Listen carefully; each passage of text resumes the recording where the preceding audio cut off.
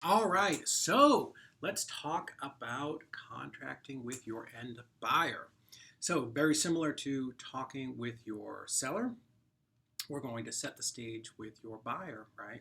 So, very important, even at the very beginning of your conversation, you want to be talking to the buyer and figuring out what it is they're doing and what they need, but telling them who you are and what you are going to do. So I say something like, hey, we are a property liquidation company, and here's what we do. We sell properties to contractors, landlords, and investors, just like you.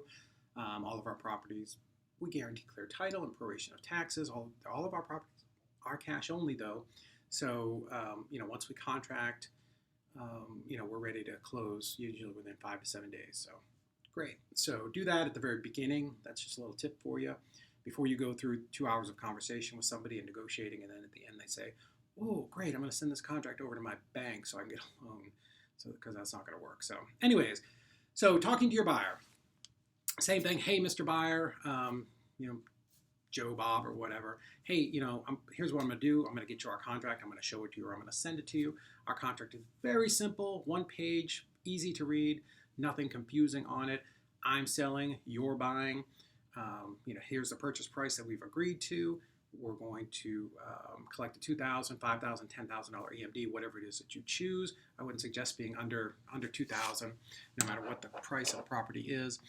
And once we sign this contract, we're going to be shooting it over with the EMD to the title company so that we can prepare to close, right? So again, you just want to make sure they understand what is happening so you don't contract somebody who does not understand what a cash transaction is or what an investor transaction is, right? So a couple things you're looking for there are, you don't want a homeowner. You don't want somebody who's looking for a house for like their daughter and their daughter needs an FHA loan.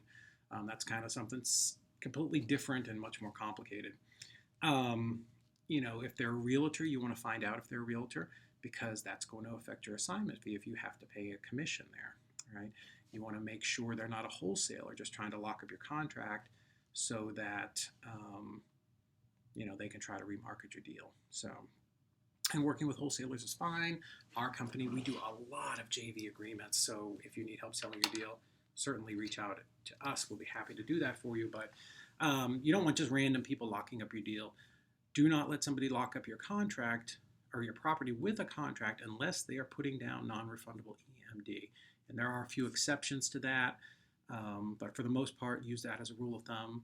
Hey, here's how our company operates. We have a one-page contract. It's a very, very simple. I'm selling, you're buying. Here's the property address. Your EMD is 2,000, 5,000, 10,000, whatever it is. We're selling the property as is. We guarantee clear title. We will prorate taxes. Any rents, if it's a tenant-occupied property, any rent will be prorated as of the date of sale. And if there's a security deposit, because there is not always a deposit with tenants, that will transfer to you at closing as well. So a little side note here with your acquisitions people, make sure that they understand when they're talking to a seller who has a tenant occupied property that they are very clear about that the deposits have to transfer at closing because the deposits are actually property of the tenant. The landlord is just holding them. And that the rent, if the property is not closed on like the 1st or the 31st, that will have to transfer because we've had that happen in our company. It was $4,000 where somebody acquisitions person missed that on a package of mobile homes, and we had to reimburse the buyer because he didn't get those security deposits at closing. So, hey, Mr. Seller, here's our process. One-page contract, very simple, easy to understand. I'm selling, you're buying. EMD is $2,000. Purchase price is $83,500. We're going to close at whatever your title company is, and once we sign this and collect the EMD, we're going to move everything to closing. So really very, very simple. You don't have to get into a lot of deep explanation here. Some questions that you might get from your buyer are, can I get a due diligence period? Well, that's up to you. We don't do that, right? I explained to them that, hey, all of these properties are priced really low, super cheap, below market.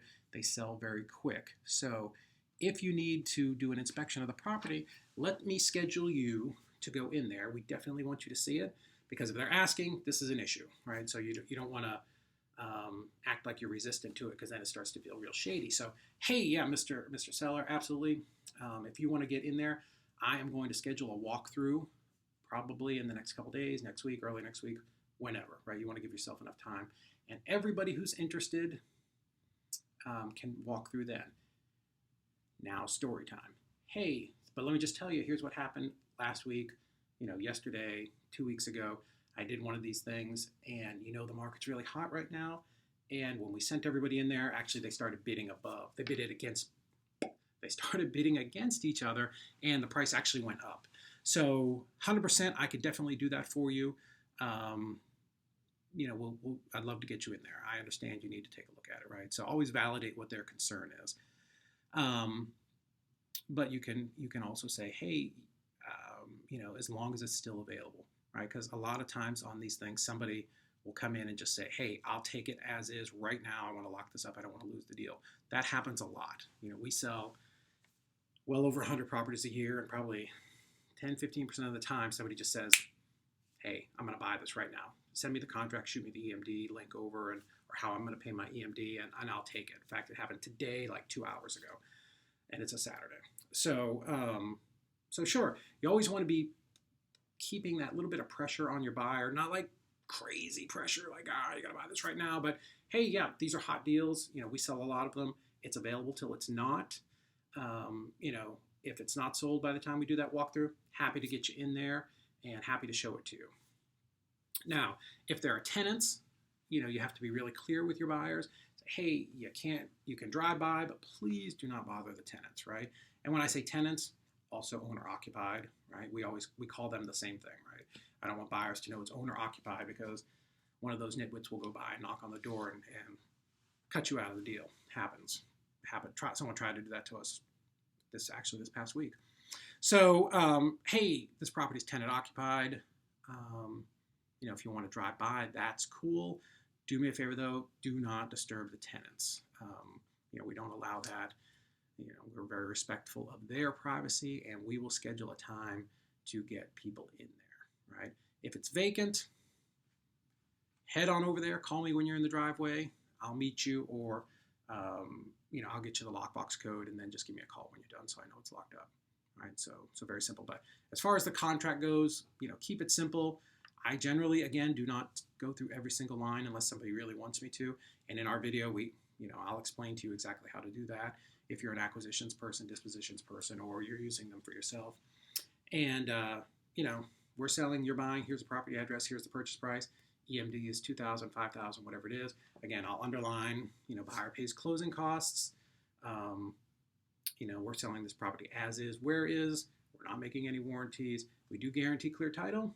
If you are, right, there are going to be some exceptions in there. We guarantee clear title, proration of taxes, and, we're ready to close in 5 to 7 days, maybe 10 days.